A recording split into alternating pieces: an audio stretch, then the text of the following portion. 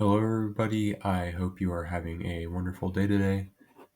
Today, I'm very excited to show you a small little project I put together inspecting the grade distribution and data analytics um, at Texas A&M with BARD and ChatGPT 4 AI or large language model tools.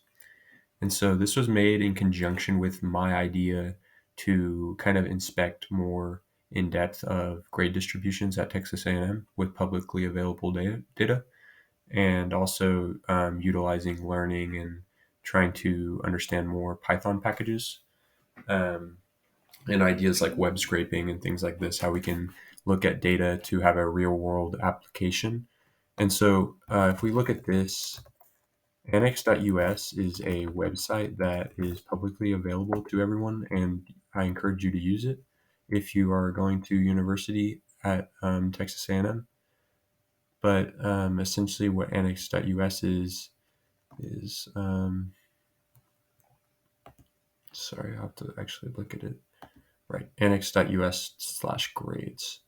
I had that domain name wrong, but um, what this website allows you to do is you can come in here and let's say you were in electrical engineering and you wanted to look up ECEN 403, or maybe we'll say one of the earliest classes you take in electrical engineering is 214.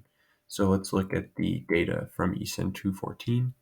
And here's all the data that we can see. We can see the GPA, we can see the professors, we can see the number of Q drops, we can see the number of A's, the B's, the C's, the D's, the F's. You can see the cumulative GPA, the semester, GPA section, something like this.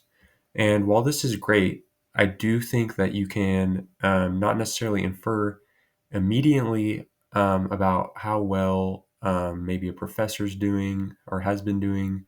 And so my idea was to create a Jupyter Notebook file using a large language model AI tools to supplement my skills that may not be there to do all this parsing and plotting in a sense that allows people to understand the professors that they're going to be taking. One common theme in college is some people use this website called Rate My Professor, which is more qualitative than quantitative. So, meaning more subject to people's experiences rather than empirical data. So, what this allows you to do is characterize professors and courses based on the empirical historical data and remove your biases and your peers' biases from a Rate My Professor's website. And so, why is that important? Well, your education is valuable and your time is valuable. So, you want to maximize the most out of those two things, especially from a standpoint of attending a college where things are expensive and you're trying to learn to the best of your ability. Sweet. So, with that in mind, there's a directory here, and all of this will be publicly available in the GitHub repository that I have been making these series in. So there's prereqs, which you're going to have to run this code if you'd like to use it. But essentially, these are the packages that I use in Python to do this project. So that's request, beautiful soup, selenium, and pandas. Um, Another thing, so after you can use these to go straight to the cells and then actually run them. But after you click this, you can come to prerequisites and it'll pull you down there. Then we'll do parse data. So one thing that I interestingly learned is that the data is stored in the back end and it's loaded into the front end, which is on the client side dynamically. So if you kind of think about like a program, this is done during runtime in a sense. And so if you try to just use requests to pull the data, you're not actually going to be able to get the data from the HTML or the kind of encoding in the website. And so I learned with the large language model tools of a way around that was using Selenium, along with my friend Caleb, who is a computer science student, who gave me kind of advice about that. A good friend of mine as well. Um, and then we can go to analysis. So analysis kind of is the bread and butter of this. So once we have the data, so I'm just going to show you we scrape the data. It's called web scraping when we're pulling the data from this website.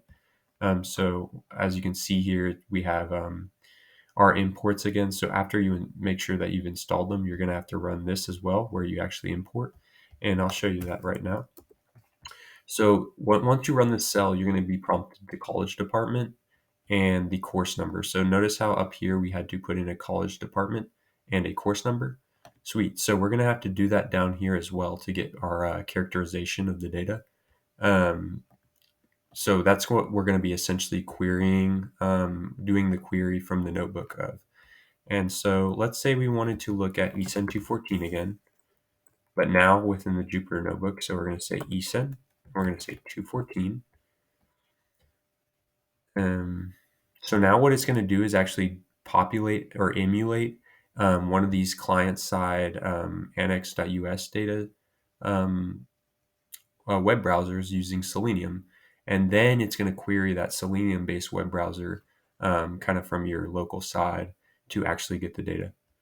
And so, sweet. So that just ran. You can tell this cell is done running because it has not anything loading here.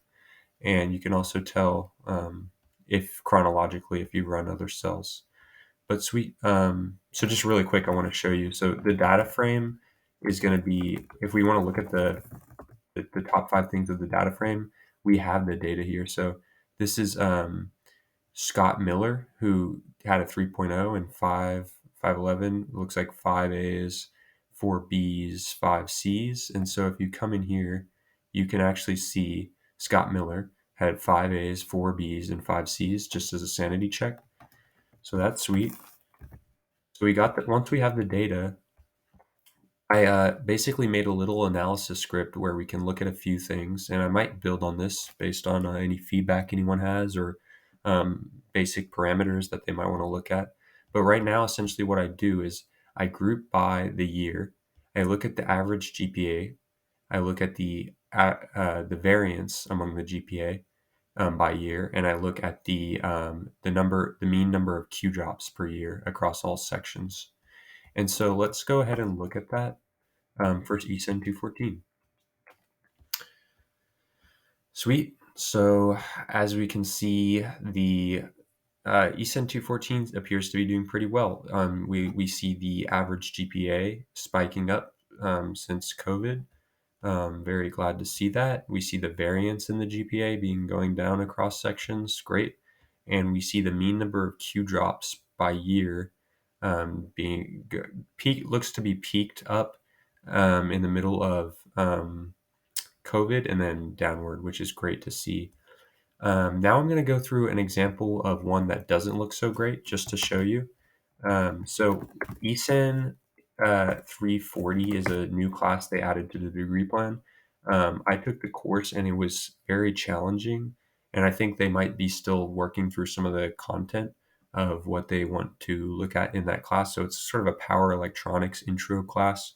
You talk about buck converters or DC-DC converters, inverters, rectifiers, among a lot of other concepts like solar, things like this. And so we're going to do the query again. We have ECEN 340. We're going to see the browser pop up here. Notice it has number equal 340 and department equals ECEN. It populates our data. Notice also we don't have that much data for this one. So I'm going to go ahead and look at this, the data frame below here. So this is the whole data frame. There really isn't that much data here to be even looking at. But with that in mind, we're going to run the analysis script with the data. So once again, looking at the mean year or the data, the GPA aggregated by year, and then the mean of that, and then the variance is that as well, and then the mean number of Q drops by year.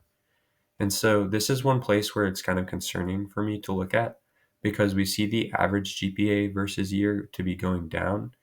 We see the variance in GPA across sections to be going upward. And we see the mean number of Q drops year on year to be going upward.